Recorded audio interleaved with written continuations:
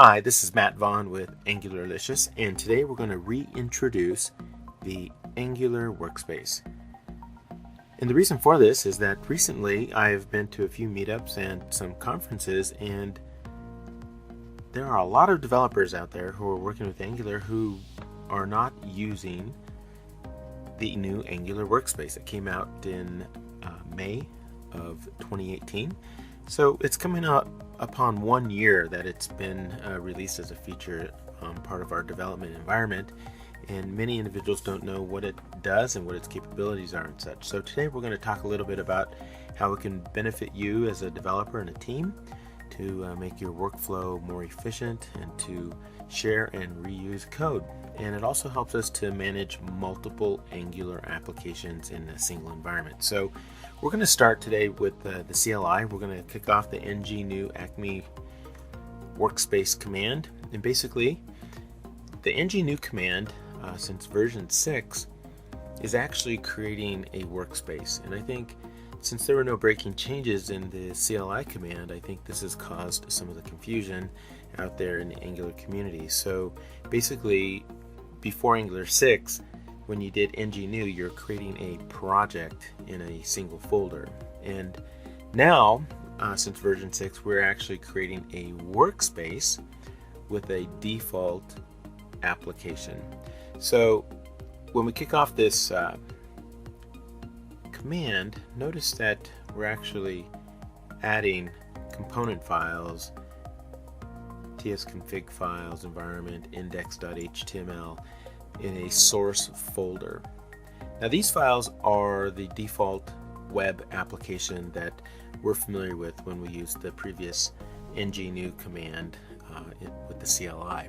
So what we have here is basically a new workspace environment, and we're going to talk a lot about the Angular JSON file and what it does and how it helps us to kind of manage multiple projects in a single environment.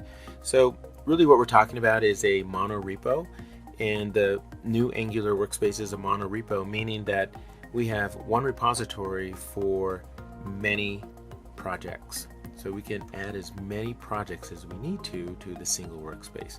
So this thing is done and complete. So what we want to do is basically open up this folder.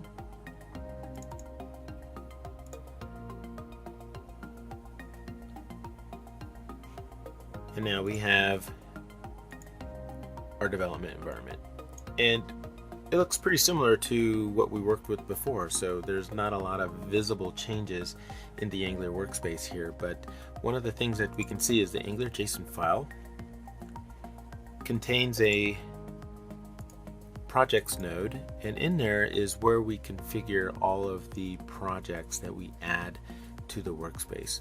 So currently we have one default single page application. And the reason why we know that it's an application is we can look at this project type value, and it is application. So all of our single page applications, the project type is application, and we see it's listed here as Acme Workspace, which I think is some unfortunate naming where it says the default project is Acme Workspace. So we really didn't create a project when we ran the ng new command. We actually created a workspace, but it named our project with the name that we provided for our workspace. So notice our workspace folder is Acme Workspace, but we have a project with the same name. So my suggestion is rename the project to something very specific to what the domain or what is what that project will be used for, and then give your workspace a good name as well. And by convention, I'll add the dash workspace to the end so that I know this is a workspace and that it's going to contain many projects. Okay, so now that we have we do have a single project, we could also use ng generate, and we can actually add another application. So we'll just call this app2, and we'll run this. And notice since we add a new application, we can go back to our Angular JSON file, and we see that the configuration for this application is added to the projects node here. So we have our app2, and it is of type application, so it's another web application, and we can continue adding web applications to our workspace using the CLI command ng generate application and then give it a name.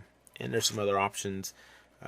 When you're familiar with the CLI, you can add other options for the application as well. But what's interesting, subsequent applications added to the workspace are not put in a source folder. Only the default app was. So the subsequent applications are added to the projects folder. So if we did another app and said this is app 3, we see our projects folder over here get app 3 as well. So all of the projects get subsequent projects get put into the projects folder. So this is pretty cool. We can add multiple projects. We can move existing projects into the workspace environment, and there are some nice features and things that allow us to be more efficient in our management of multiple applications. For example, all of the applications, including the one in the default source folder and these projects, are going to share the same package JSON file. So this is the workspace root package JSON file. It has all the dependencies that we need for all of the applications and all of the dev dependencies. So before, we would have to have a single project, and each project would have its own package JSON file, and then we would have all the Angular packages and the specific versions and such. So what would happen over time is the older projects never got updated to the newer Angular versions of the framework. But if we have all of our applications in a single workspace environment, all we need to do is update the dependencies in the single package JSON file, and all of the applications will then be using the latest version that you installed. So it's a lot easier to keep pace with the upgrades and the newer versions of these frameworks that come out in packages and such. So easier management there. And the TS config is also shared by all of the projects as well. And then we have that Angular JSON file, which is really kind of managing the configuration of our projects. So the Angular Workspace is pretty cool for managing multiple applications. But what about sharing and reusing code? That's one of the main things that we want to do when we're developing and working with multiple applications, is to share code. And we know that an application can't share or reuse code from another application. There are two different runtimes and such. So typically what we would do is we'd create our own custom package, and we would publish that to a package repository, and then we would install it where we need it for our project, application project, and then basically use it from that point forward. Well, in our new environment here, this workspace environment, we can add library projects, and we just use the ng generate command. Library is what we want to create, and we can create let's create a logging library. And there's some other options that we can put on here, but this will get us going pretty quick. So ng generate library is basically going to put that project in the projects folder like it did the other ones.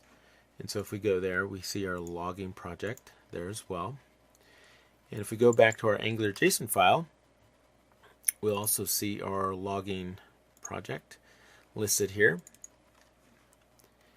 And one difference is that the project type is not application, it's library. So the Angular Workspace introduced the concept of a project type for these projects that we add to the workspace. So currently we have the application project type, that's our web apps, and we also have the library project type, and the libraries are reusable, so they can be consumed by our applications.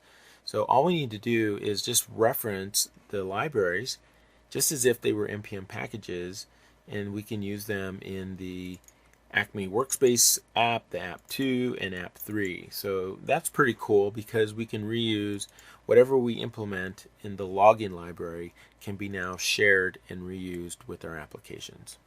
So I really like that feature with the workspace because we can then start refactoring our code. We can create reusable things in our applications, cross-cutting concerns. It could be domain features. It could be security.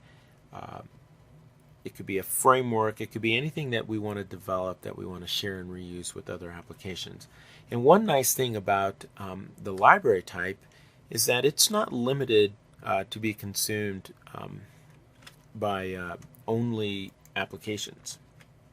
It can be consumed also by other libraries. So we can create another library. So ng generate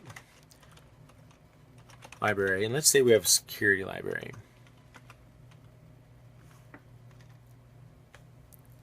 So this is going to add a new project to our projects folder. And so one of the nice things about the library type of project is that it can be consumed not only by applications but by other libraries. So we would just reference and use the logging library like a package in our security library, and then we would have all the capabilities of the logging library. So we can log information from our security library. So we can basically create a group or a set of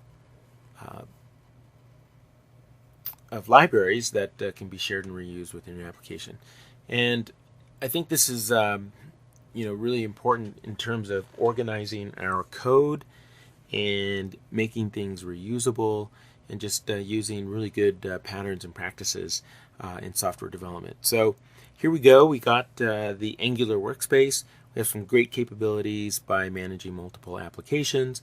We can also create reusable libraries that can be consumed not only by applications but also by other libraries.